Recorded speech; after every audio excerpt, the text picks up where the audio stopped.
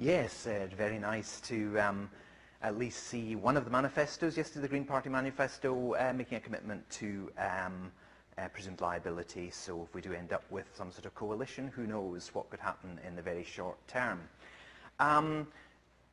So bit of background.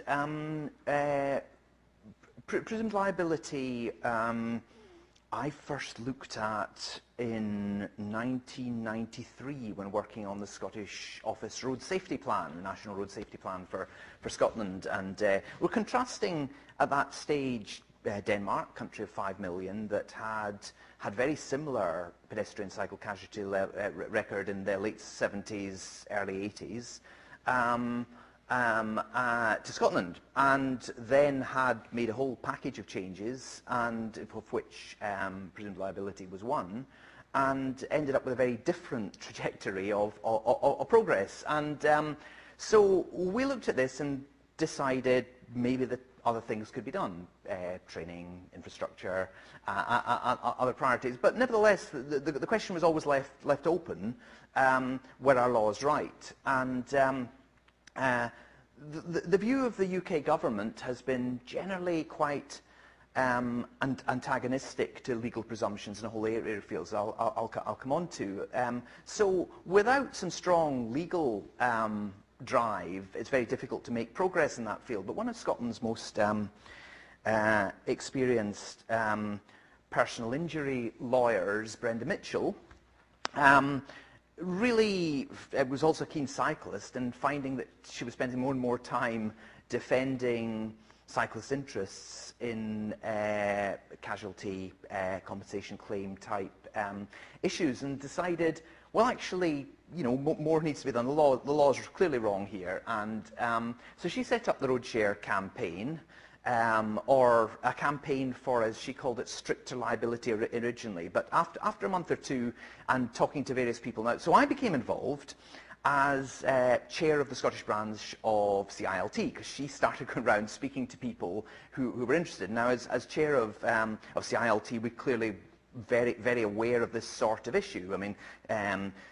bus, cycle, our lorry cycle injuries are a really important area. Sometimes drivers unable to work again because of the stress of, say, having killed a cyclist or whatever. It's a really important issue for the industry. So, sort of building on my earlier statistical analysis and road safety planning side of things, there was very much a sort of professional representative side there, and CILT was certainly not averse to having some debate about this. But the upshot was I joined what became the Road Share Steering Group, along with a number of others. So we had like a surgeon, Chris Oliver, who was sewing cyclists back together.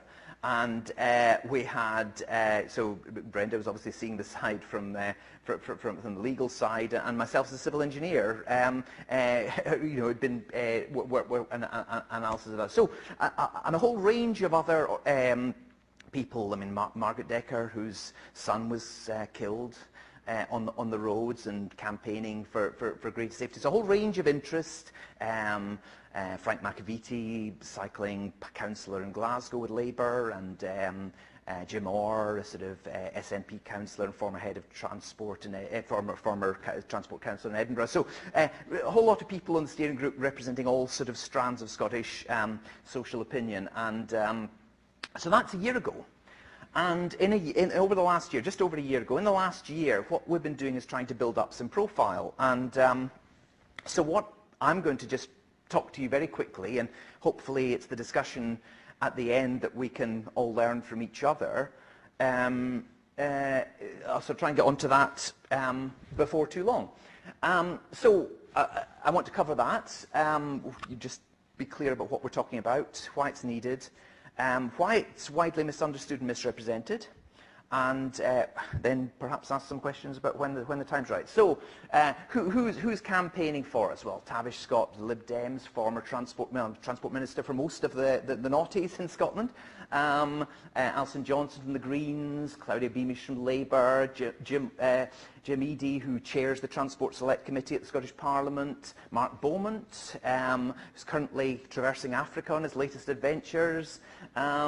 I haven't managed to get a phone report of David Mundell, but he's Scotland's only Conservative MP. And so all of these are active supporters of the campaign who've been out there fronting meetings up and things like this. So complete cross-party support. The only people we don't have is the current Transport Minister. So although we've got most of the previous Transport Ministers, they're no longer in power. And so we've got more to do.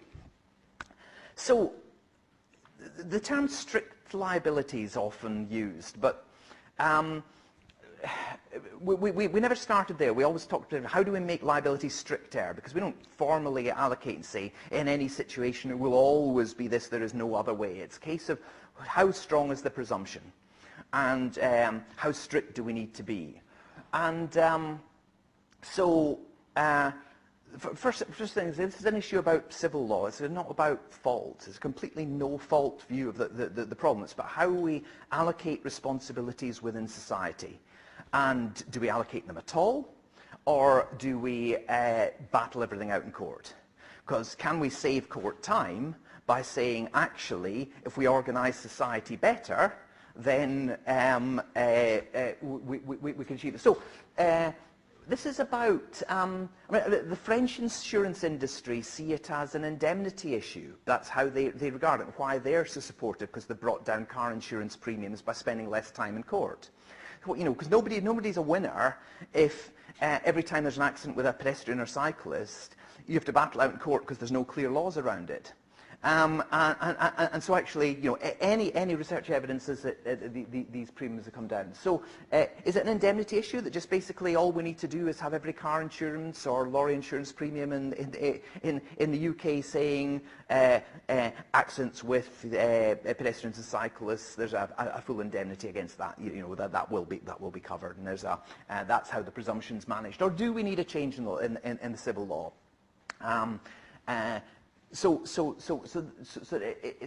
That's how strict do we need to make this? Well, we think it needs to be very strict for the most vulnerable road users, and for others, you know, an adult walking out in front of a car and you know, let's say aggressive walking behaviour. You know, sort of, you know, so we're saying, well, if it's aggressive behaviour in a 13-year-old, nah, absolutely not. It's still, you know, we must nurture our children better. We must look after our old people better. So with more presumption here, stricter here, exactly how we draft the provisions in terms of civil law and indemnity and liability, that's a matter for the government legislators, and we're generally a pretty flexible bunch within the road safety, the road share campaign group. I mean, we've got a whole range of different perspectives. All we're saying is that something needs to happen. Road casualty victims report serious compound failures. I mean, we published our research in March, and so we highlighted one case of a 13-year-old girl had got off a school bus and been tried to cross the road and been knocked down by a car.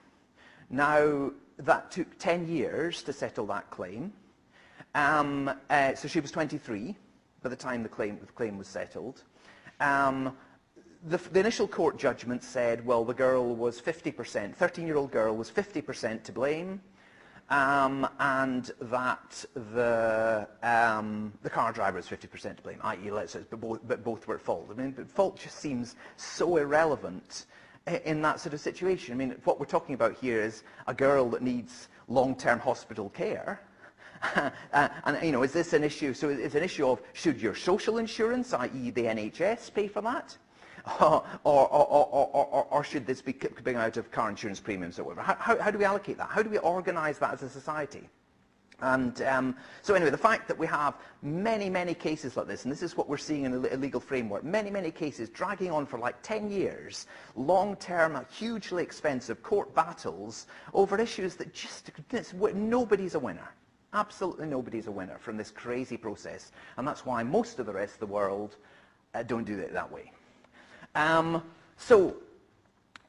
If we allocate liability by saying, we presume that in the case of an accident, the liability will be with the insured party, the stronger party, then we can create incentives for safer behaviour. We can then see more walkers and cyclists. I mean, one of the most striking bits of the research is we can actually find a single country in the world with high levels of safe walking and cycling that doesn't have a presumed liability regime. So I'm not saying the UK could not become the first country in the world ever to have both high levels of cycling and high levels of safety. That is possible, it could be, but I mean, it's a pretty clear correlation, however you look at the analysis, to say, well, if, you know, I mean, we're happy. If anybody else can find, any of the people in government that currently object to this, can find any example of a country where they can find such evidence, then we'd be delighted to see it and talk about it and try and understand why that's the case, but we can't find any. And nobody has so far come to us with any. So, and the thing is, but cause and effect is terribly, terribly complex, because the countries with the highest level of cycling have safety in numbers, and spend more in infrastructure, and more in education and training, and it's politically acceptable to spend more in infrastructure and education and training because they've got a legislative framework that supports it. It's like, if you actually want more walking and cycling, then why on earth would you not try and have a legislative framework that protects walkers and cyclists? It seems quite bizarre not to have a legislative framework that protects walkers and cyclists. And what we currently have in the UK is a legislative framework only based on common law. There's no specific provision in relation. So under common law, yes, you can take the car driver to court, but there's absolutely no specific provision. So, looking at some of the statistics and what's actually going on, I mean, I mentioned, I've been with this for over 20 years, and I was, persuaded we could do a lot more in infrastructure 22 years ago, and training, and we have. We've actually done quite a bit. Things are better. There's a long, long way to go, but walking and cycling have been becoming relatively less safe compared with car travel. And levels of walking are still static or falling. Cycling starting to rise, but also associated with that rise, the rise of casualty statistics. So what that means is, we would guess, as soon as the casualty statistics start to rise, there'll be more newspaper stories about serious, fatal cycle casualties, that act as an enormous deterrent on cycling, and will never achieve any of these targets of higher, whether it's 5% or 10%, really doesn't matter. This is a process of change, and how do we manage it? So this is what the Scottish statistics look like. But basically, since the turn of the century, I mean, if you take 3-year averages, but since the turn of the century, it's become roughly twice as dangerous to walk a mile than compared with a car. So if you're going out of your door in the morning and thinking, will I walk to the shops or will I drive to the shops? It was about 10 times more dangerous to walk at the turn of the century. It's now about 20 times more dangerous to walk. So basically, this is not a static picture. This is one where things are getting quite markedly and sharply worse, largely because cars are getting so much safer. But as I say, the pedestrian, really difficult to say. If you look at the sort of 3-year average, I mean, are we actually seeing an increase? I mean, 3-year averages are pretty similar today to what they were. If you look at the brown line there, are we seeing, this is numbers killed and seriously injured per person kilometre, and again, the cycling pretty flat. but the car won away, already down here and getting better. So this is not a static picture, things are getting worse. So any complacency you hear from government about, oh, look how good our road safety record's getting, remind the politicians that if you walk out the door in the morning, you're getting safer. Every day that goes by, it becomes relatively more safe to jump in the car. And so these figures, it's just some international comparisons. I mentioned Denmark down here with the blue. It's not the case in Denmark. You look at cyclists killed per billion cycle kilometres, sort of halved in the last decade in Denmark, even although they were already down here. England and Scotland, or the UK and Scotland, the UK in brown here and Scotland in the red, pretty much the same pattern, just higher a change there, obviously, because of the small numbers involved in Scotland. So,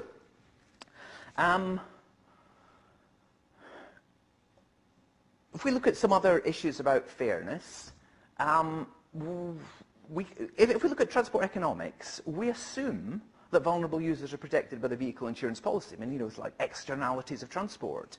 We're assumed that the law will apply. And therefore, you know, but it's all based. But if you're a walker or a cycler, you actually have to prove the driver was at fault. And this is the point: is, you know, why is fault anything to do with it? It just seems such a amazing. We need to protect all in society. So it's unfair that those that cause the least harm are also the least protected. I mean, Lord Denning, in 1982, he's been around with it longer. He was Master of the Rolls when he wrote, in the present state of motor traffic, I'm persuaded that any civilized system of law should require, as a matter of principle, that the person who uses this dangerous instrument on the road should be liable to make compensation to anyone who's killed or injured in consequence of the use of it. There should be a liability without proof of fault. To require such an injured person to prove fault results in the gravest injustice to many innocent persons who have not the wherewithal to prove it.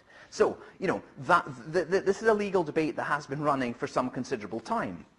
And so why hasn't things changed? Well, there's a lot of, I could go into, perhaps in discussion, some of the most complex things facing society require systems thinking, and we're not very good at that yet. People like working in boxes and, you know, and sort of very narrow. This is a complex issue. A lack of mutual respect on the roads. It was really interesting RAC Foundation research on road sharing, showing that the perceptions of cyclists and the perceptions of drivers are both completely understandable if you look at what they see from their wheel or from the bike, and yet they're actually so different that society is becoming really divided. And because society becomes divided, things get even more heated. And it's almost like this issue. As soon as people see this, presumed liability, it's these aggressive cyclists again, I'm not even going to read it. It's very, very difficult to communicate. So people, yes, they don't understand. And, you know, you see the statements about, I can't possibly support presumed liability because, and really, any of the comments I've seen by any of the objectors or the people that don't support it, I look and say, they clearly haven't got a clue what this is about. They actually they haven't even bothered to pay any attention to what it's about. They really don't understand. So is it misunderstanding or misrepresentation? It doesn't really matter. It's a change. So it's a big social issue,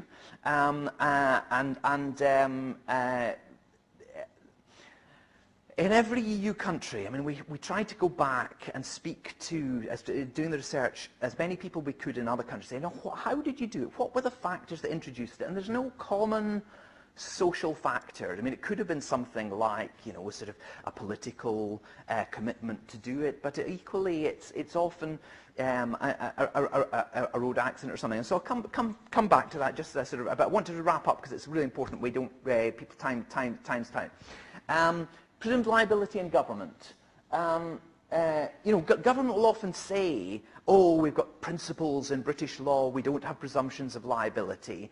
But really, I mean, and certainly the UK government is desperately seeking derogations from Europe on to be allowed out of presumed liability provisions in the environment, but we still do many of them, and polluter pays principle and things like this. So presumed liability is right the way across UK law. In the workplace, we've obviously had all the EU directives that, you know, enormous cuts in workplace injuries, but reversed in 2012 by the Enterprise and Regulatory Reform Act. So the changes that took place in the 1990s and noughties, you know, have actually gone the opposite way in presumed liability in the workplace. You know, but that doesn't mean these EU directives are not still there. It's just that UK sought a derogation from them. And and then we've got consumer protection. That if we take the Lord Denning argument, we're saying, well, look, one of the problems with having cars is that they may cause damage. So therefore, part of the consumer protection is they should be, it's a defect that the manufacturers must address in some ways. Some practical considerations about how we go forward.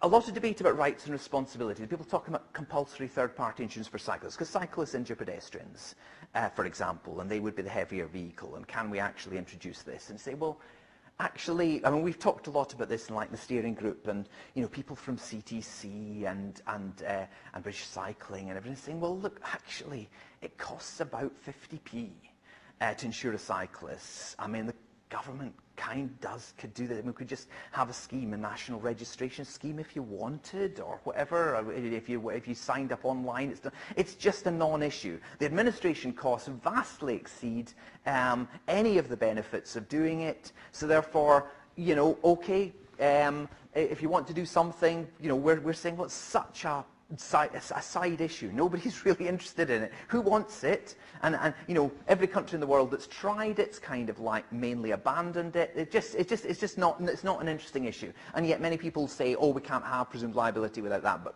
we don't see it as an issue. Cycle licensing, similarly, presumed liability only some roads. Well, we say, well, okay. Let's look at that. We've already got presumed liability on zebra crossings. What about 30-mile-an-hour limits?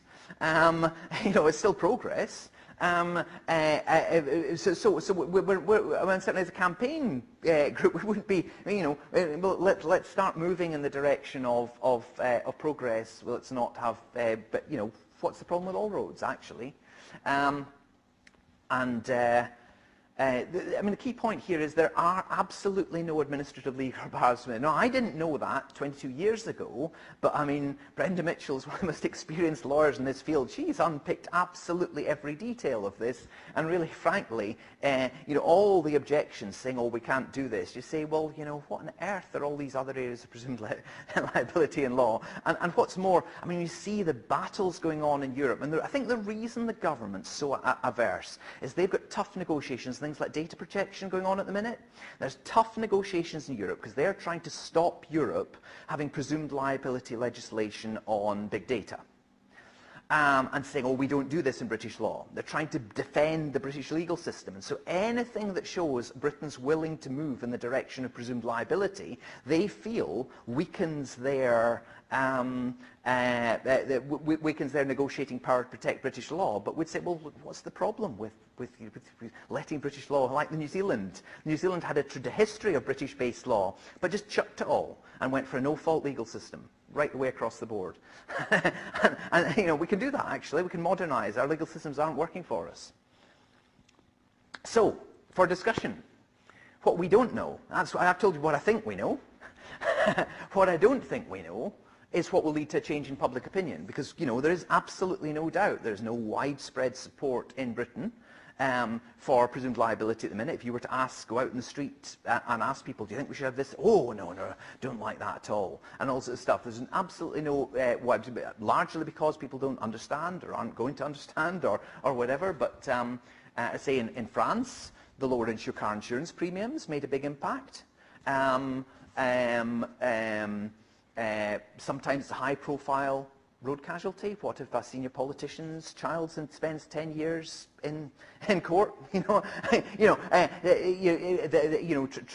trying just to get basic. What happens here is there are numerous people in Scotland in legal cases at the minute where, say a cyclist is knocked off their bike and they're off work for 3 months. And they lose their income, they can't afford to feed their family. This is just mad. How can we organise a society?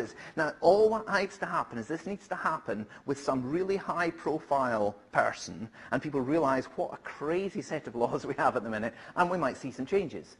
It might be an extension of UK EU law, saying, well, I'm sorry, actually not, going as part of, negotiations that all the political parties are saying on Europe for a better deal for Britain. We might say, well, actually, part of this better deal must be presumed liability on the roads. Who knows?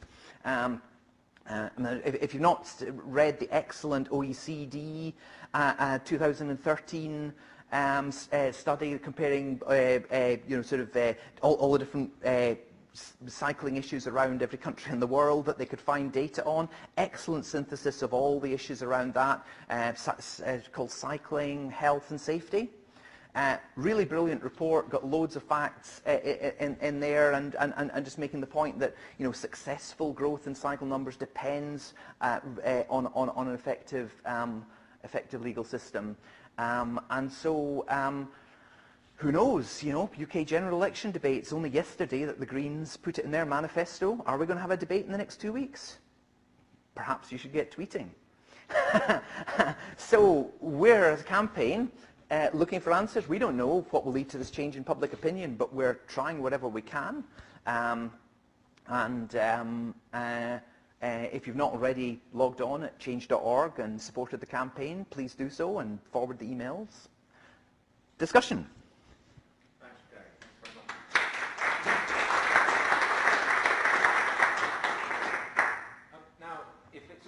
I suggest in the interest of making the most of the time we have, we start with any questions of clarification. So if anyone in the room is thinking, yeah, but I still don't quite understand how it might work or what we're actually talking about here, perhaps we could get into that first before debating the pros and cons. Any questions of clarification? Or does everyone feel they fully understand how BL works and how it might pan out? Is it possible to have a bit more detail on how the French managed to lower premiums? What kind of numbers are we talking about? Well, the evidence. How do insurance? Exactly. What's the total amount spent on court cases? I don't know. We don't have that figure. Also, how do insurance companies calculate the premiums for their members? A whole range of factors. What we can say is that there is absolutely no evidence that car insurance premiums might go up. No country is suggesting that could be the case.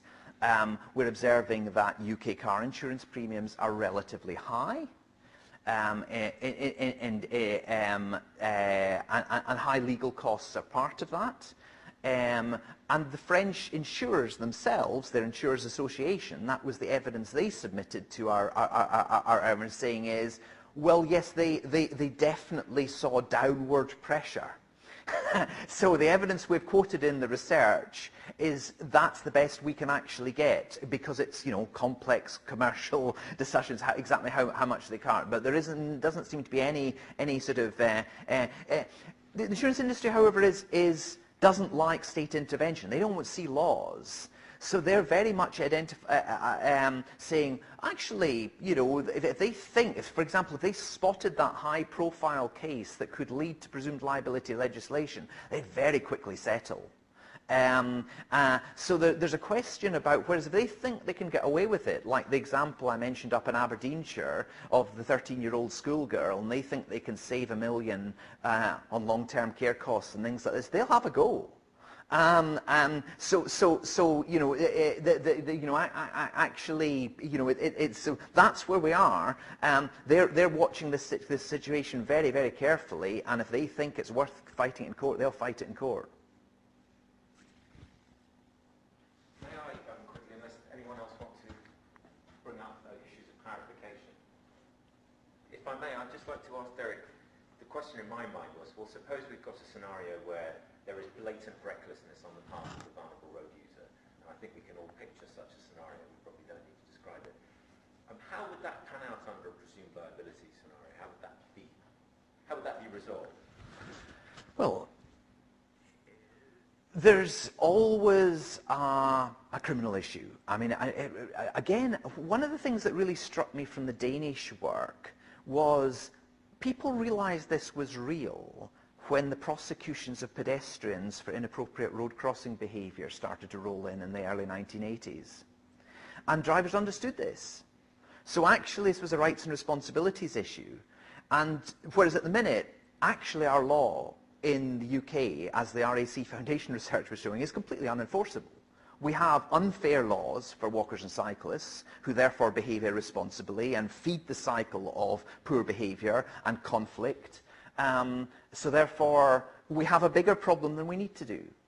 And the more we can actually have a culture where laws are sensible and therefore likely to be obeyed, and therefore we feed greater safety, we have a way forward. So at any point, as in any issue, you can go to criminal law type stuff, and basically it's straightforward. There's a fault-based fallback in all sorts of situations, but fault has nothing to do with this. This is about the civil law allocation of responsibilities, not a pedestrian maliciously ran out and I mean, one of the things people say is, oh, well, look at all the problems we've got with rear-end shunts, presumed liability and rear-end shunts. Another example. So when again, you'll hear the government, you'll constantly see, if you mention this to anybody, they say, oh, no presumptions of liability in UK law, and you say, oh, rear-end shunts. Oh yeah, well, of course, with that one.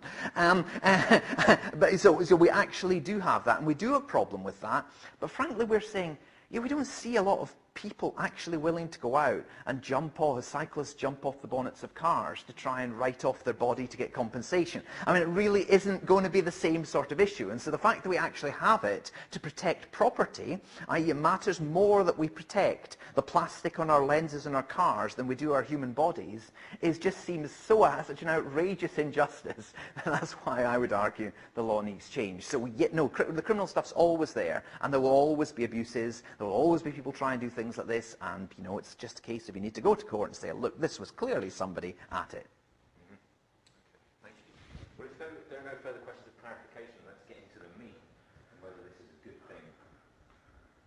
Could you say your name first before putting your question? Thank you. My name is Alistair Hampton, a good Scots name, if I may say. Towards the beginning, you were saying there are two ways. One is to change the law, and the other is to go down the route of indemnity insurance, whereby, as I understood it, insurance policies, motor insurance policies, would say, irrespective of complicated legal procedures, we will pay out on an accident, crash, on a presumed liability basis. We simply do that. Now, if you did that, is that a sort of soft way of getting into the matter?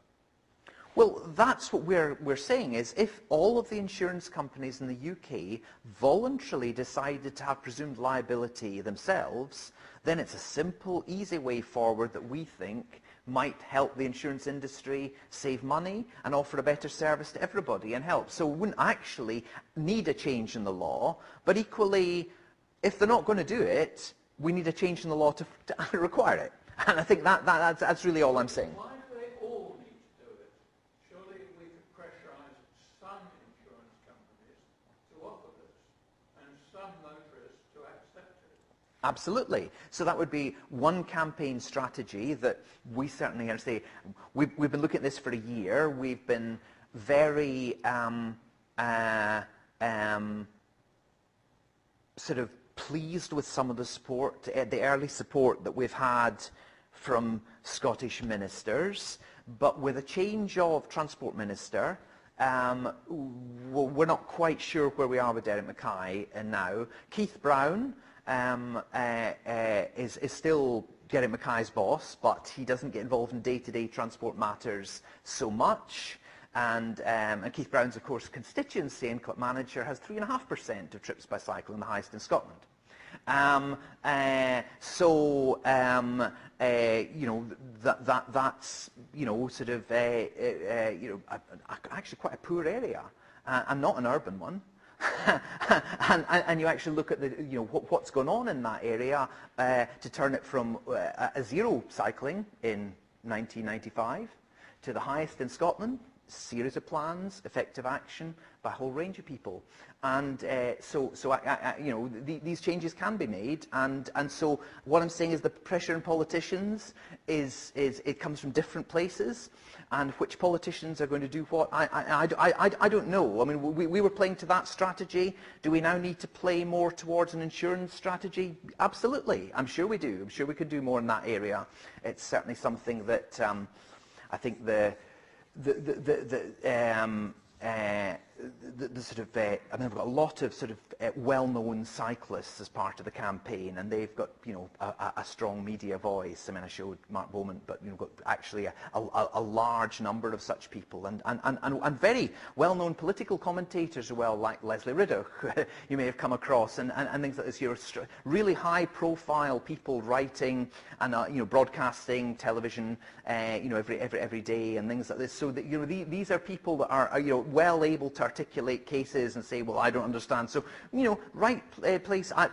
You know, if you know people in insurance companies, this is my bit here. You know, any way we can, if you've come, you know, got issues, please give us the names or work with us, come with us, help us. That would be great.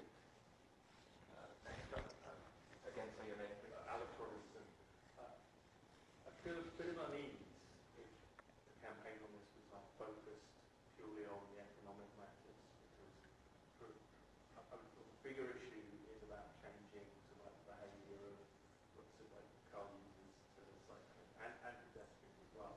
I'm lived in Denmark 2 years, so I can only contrast sort of like the delight of seeing a car waiting 20 or even 30 metres ahead of you, sort of like turns, sort of like whilst you cycle past, compared to London, where whether sort of I may have done something naughty or not, where I was, you know, being swerved at by car drivers. The fact that there is a problem that sort of, when you're in a car, you somehow think that it's okay to like put some driver's metal projectile towards other human beings, and it becomes just an economic issue. It seems that, you know, analogous to having an argument about non-guns purely on the economic reason rather than saying there's actually a bit of a moral issue here and behaviour. People should have a hierarchy of car drivers should yield space to cyclists, should yield space to pedestrians. Perhaps I like the idea that actually could phrase it in a way of actually putting right sort of duties on cyclists and pedestrians. That's actually the correct way, so that car drivers still feel that they're being positive. Yeah, I mean, right the way through what I'm saying, it's a system-level issue. We absolutely don't know whether it's the better infrastructure that leads to the cycle casualties or the liability regime. What we do know is that you don't seem to get them out. I mean, you're not going to get the public supporting an extra billion on cycle infrastructure if they don't also see protection, legal protection for walkers and cyclists. So what I'm saying has got to be, and there's no neat cause and effect saying it's only one of these issues. It's because it's all of them, and they all must happen together. And that's what they, you know, so we published the research, you know, last month, and what we're saying, above all else, what we're saying is you cannot unpick this bit of legal and say we're just not going to change it. Because if you do, we can't find any evidence. We think you're probably wasting money on the infrastructure because it won't work.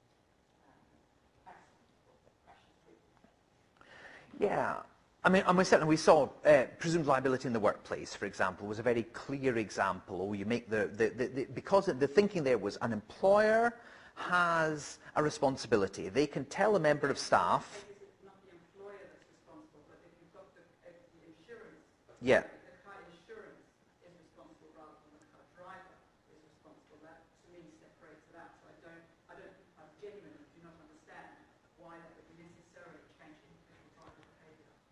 Back in my days at TRL, I did a very interesting project where we spent many happy hours in my 20s looking at video behaviour of people at pedestrian crossings.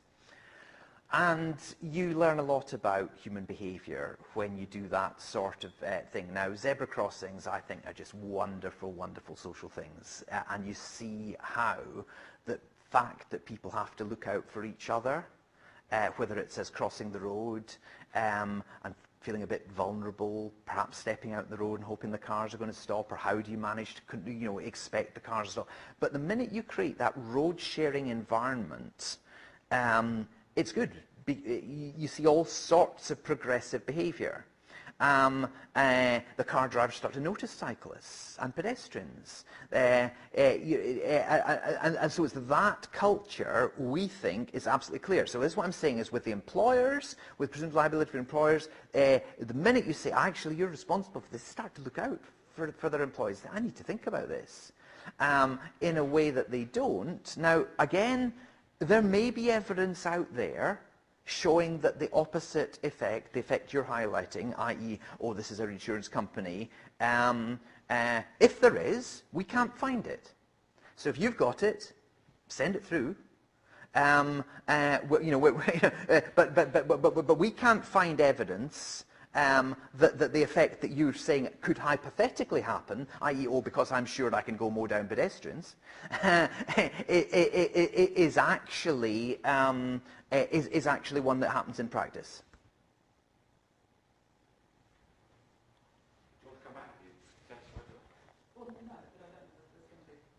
I think you missed, you weren't saying there was going to be increased sort of, No, exactly. The drivers going to go to zero approach. You were saying that more than the fact that presumably it's the state actually is in the same position as the employer, so like placing the presumed liability on the wrong party.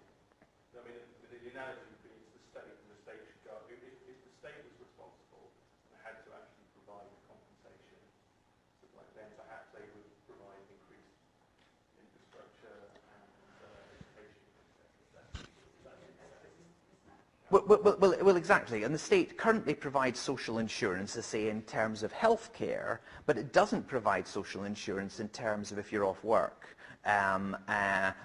because of an injury. If you want that, you actually have to go to court to get compensation, say, well, look, I can no longer feed my family because this car driver hit me and this sort of thing. And many of these cases are settled out of court, but settled for values that actually do look unattractive to the cyclist because they're basically so desperate that they just need something. So there's the insurance companies are acting in logical commercial ways. We think actually that's not a socially optimal approach, and actually it'd be far more socially optimal to have a presumption of liability that actually the presumption is they're going to pay out to the cyclist if they're injured, that we can see no evidence that making that presumption of liability and the insurance companies would pay out would lead to any increase in accidents, which I think, if I understood you, it wasn't what you were doing, yeah. All I was saying was that I understand that there's a fairness and a justice, and I totally agree that we should have anti-violence. So I'm totally agree that we should have it, but I'm not convinced. I can't see, because you point out that it's impossible to disaggregate the evidence base, because invariably those countries that have good infrastructure also have presumed liability. So it's impossible to just pull those apart and say whether presumed liability by itself would have an impact in terms of reducing casualties. And I didn't understand what the logical link was as to why it would reduce casualties. I just assumed that it would probably stay the same if it was going to be the insurance companies that have to pay out. I completely agree with your point that from a justice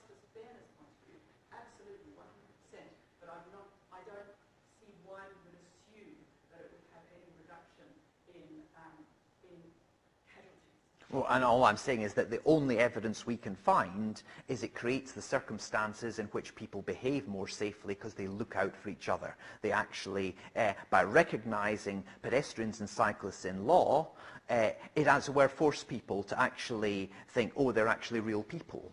And the thing is, you know, so is it sort of like the sort of you know, the arguments that if we don't recognise pedestrians and cyclists in law and their needs as in sharing the road, then actually a car driver would say, well, I'm fully in compliance with our UK laws. I can ignore them and mow them down. So I mean, I'm saying that particular line of argument seems to make sense and seems to echo what the observations are. There's no circumstantial evidence that it works the other way around. But I mean, if we can find any, then happy to look at anything in that space.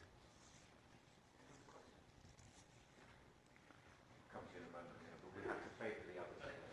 So you could say your name. Mark Callahan. Yes, I just wondered what experience you've had identifying some of the barriers that confront the insurance companies. Implementing was essentially a market mechanism to affect change. Yeah. I mean, the insurance industry is so international now. I mean, you know, the UK's largest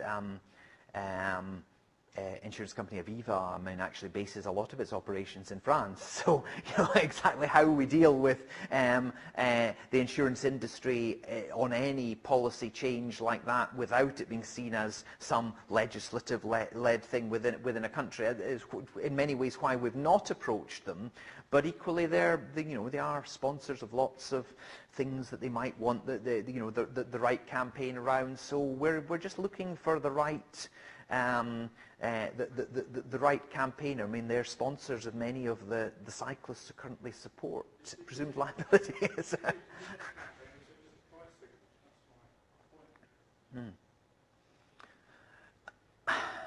You see, if they thought they can make more money by having less court cases, they don't. You see, they think they can make more money by not, because they can just put up the car insurance premiums. It's the public pay the lower car insurance premiums. So actually, they've got the control at the minute. They can control their profit margins.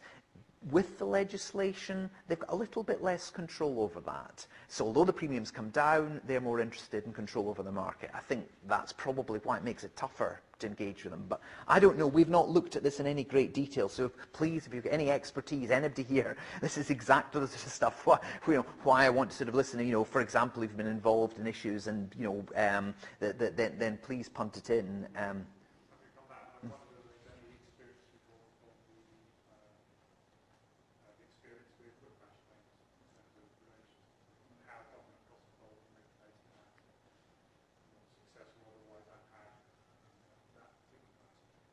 Right. Whiplash claims. I don't know enough about that. I mean, but if we can look into that. Yeah. Well, I mean, as much as it was an area where government had seen itself in the fireline for issues in relation to that, it did take some steps to be in that phase. I don't know about it. I'm just aware of it. Perhaps the closest precedent to something that may influence change in this area. I think we have time for but one last question from the gentleman at the front. Well, really, it was just clarify this lady's question here. In your opinion, do you think this is, because I could get a sense of the presentation, and indeed there's not about it right now. Do you think this is more important than the infrastructure, or as important, or less important? Do you think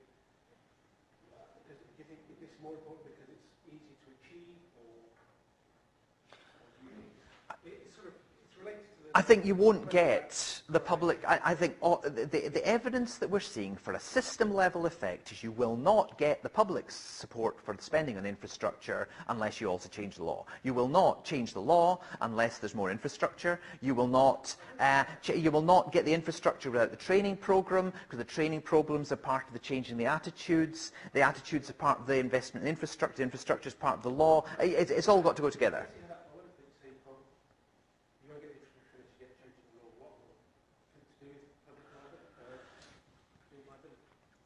What, I mean, if you were to try and persuade the public, oh, we're going to spend an extra $4 billion on cycle infrastructure in the UK, there would be public protests and the politicians would be voted out of office. You're not going to get, it's not going to happen. So the public acceptability, well, you're not. You know, I mean, it's a simple case. You know, we work in a system, and the democracy is part of the system. The market's part of the system with the insurance companies. The sort of the public are there. They're looking at all of the effects involved. This is one of the levers, and what we are saying is, it surely must be more than coincidence that there is no country anywhere in the world that has succeeded in having high levels of cycling without presumed liability. So all I'm saying is you're probably wasting your money putting in the infrastructure because it's not going to work. You know, something will happen that actually in many cases, I mean, as you know, cycle communities hugely divided in whether to segregate or share, road space. And there's all these divisions come out into the open if you've not got all the bits of the jigsaw working for you. And part of we've got to have shared space, we've got to have some segregated lanes, and we've got to make sure we're designing it correctly and delivering it appropriately. And I mean, this is, there's an argument that a good place to start, we've got zebra crossings. I mean, I've been working on safe routes to school, and for years, safe routes to stations, this type of policy. Now we could say, okay, it's marked out as a safe route. Let's not just have zebra crossings, but if you're knocked down, let's have presumed liability and safe routes. You know, a bit like the active travel bill in Wales, sort of implies that. So there are lots of ways you could come at this, but the extension of presumed liability into more areas in relation to active travellers, I think has to be part of the mix somewhere. Maybe, to summarise, necessary but not sufficient, but not necessarily more or less important. But I'm afraid, friends, that is where we must leave it. Something tells me this debate will continue. Before I ask you to thank Derek for his time and for a very interesting presentation, just quick news. Neil indicated we've got May lined up. It's a hot ticket. 12th of May, Tuesday. Lucy Saunders, who works at Transport for London and the Greater London Authority on the relationship between transport and public health, will give us a gloves-off view of the world she inhabits. So not what you might have heard from Lucy before, if all goes according to plan. As Neil says, June is not fixed, but we're working on it, and we would very much welcome your suggestions concerning topics you would like to hear about, as with today's event, because we are nothing more than your conduit. Servants, conduit. Thank you very much for coming. Thanks again to Derek, and see you next time.